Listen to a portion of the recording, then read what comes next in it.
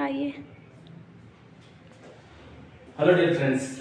Dear friends, today I am going to teach you R2. देखिए modal verb R2 का प्रयोग मैं पढ़ाने जा रहा हूँ। R2 का मतलब ये होता है चाहिए, शुड की तरह ही होता है, लेकिन आर्ट और शुड में बहुत डिफरेंस है, राइट।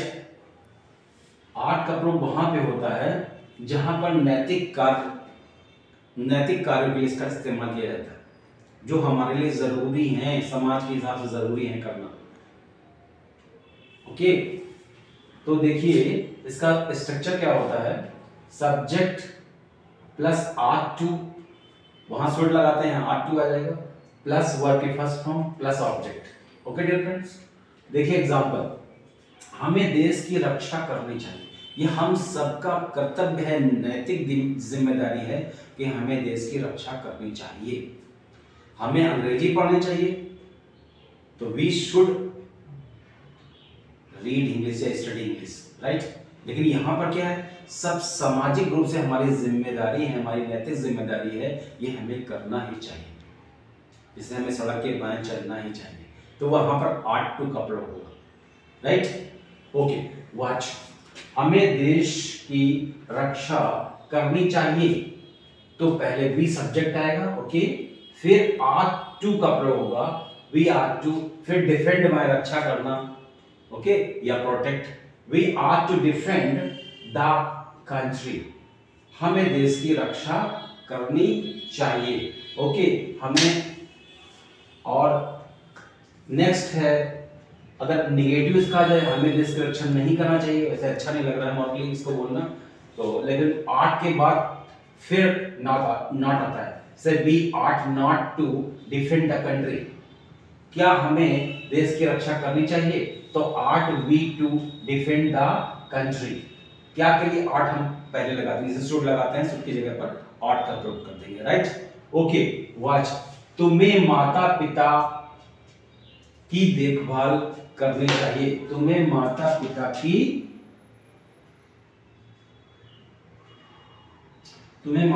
की देखभाल करनी चाहिए, तो देखिए हमें सबको करना चाहिए, ये हमारी नैतिक जिम्मेदारी है, राइट। हम लोग बंधे हुए सामाजिक रूप से, right.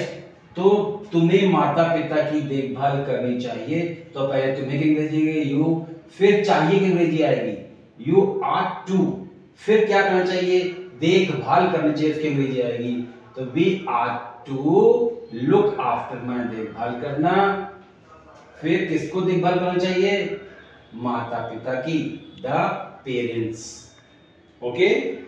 What the next example, उसे अपने बच्चों को स्कूल भेजना चाहिए, उसे अपने बच्चों को स्कूल भेजना चाहिए, राइट। तो ही आट टू, ओके, पहले उसे, फिर चाहिए की अंग्रेजी आएगी आट टू, फिर भेजने की अंग्रेजी आएगी सेंड। अब किसको भेजना चाहिए, अपने बच्चों को, हिज चिल्ड्रन, अब कहां भेजना चाहिए, जगह बाद में आती है, his children to school, तो he ought to send his children to school, okay, is it okay, right। अच्छा, नेक्स्ट एग्जांपल आपके सामने है, आपको सड़क के बाएं चलना चाहिए, ओके, तो we ought to move to the left of the road, right। okay, next, आपको you should have moved to the left of the road, अगर चाहिए की जगह चाहिए था आ जाएगा तो वर्ब की थर्ड फॉर्म लगेगी, ओके। आपको सड़क के बाएं चलना चाहिए, तो you ought to move to the left of the road, और अगर आपको सड़क के बाएं चलना चाहिए था, अगर चाहिए था आ जाएगा, तो डियर फ्रेंड्स क्या आ जाएगा, AUGHT, जहां ought to have लगाते हो, जहां should have लगाते थे पहले, तो वहां पर ought to have आ जाएगा, राइट। तो you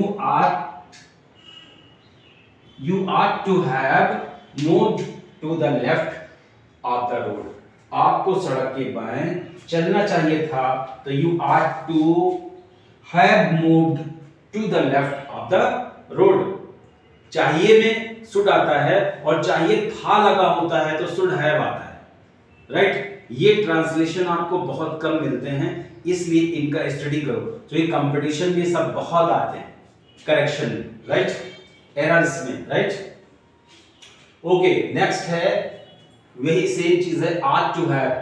देखिए चाहिए था भी बताया था मैंने, आट टू हैव जब भी होगा तो वर्ब की थर्ड फॉर्म आएगी, राइट। आपको ऐसा बर्ताव नहीं करना चाहिए था, तो पहले आपको तो यू, फिर चाहिए था कि आट, नहीं करना चाहिए था ought not to have, you ought not to have treated माने बर्ताव करना, सो माने ऐसा, राइट। उसे दफ्तर जल्दी जाना चाहिए था, तो पहले उसे की मिल जाएगी ही, फिर चाहिए था की मिल जाएगी आट टू हैव, फिर जाने की मिल जाएगी गॉन, थर्ड फॉर्म वर्ब भी आ जाएगी, फिर कहां पर, दफ्तर, to office, early, early mean जल्दी, फिर आपका एडवर्ब आ जाएगा।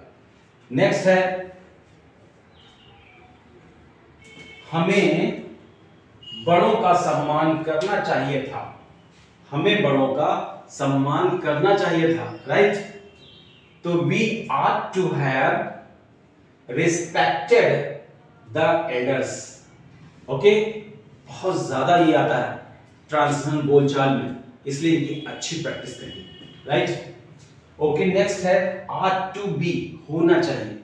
कोई नैतिक कार्य के लिए अगर बात आएगा तो ought to होगा, और नैतिक नहीं होगा, पर्सनल होगा तो should be होगा, राइट।